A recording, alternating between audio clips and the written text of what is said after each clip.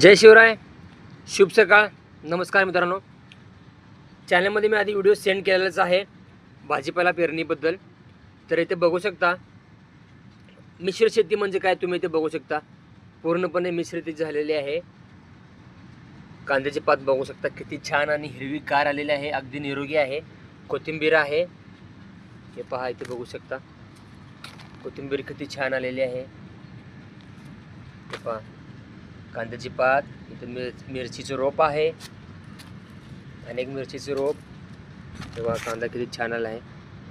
आता कोथिंबीरला मित्रांनो बियाणे फुले आलेले आहेत, तर यातील काही मी बियाणे पुढच्या पेरणीसाठी ठेवणार आहे.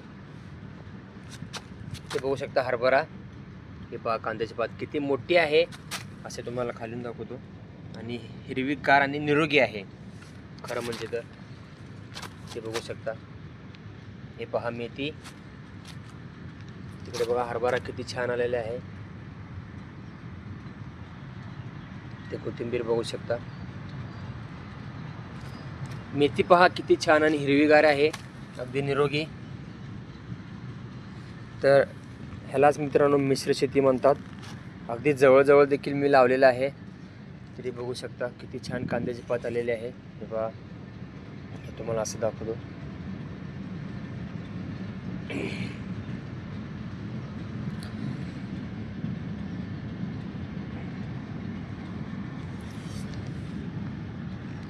तर चला पुढच्या व्हिडिओमध्ये भेटूया.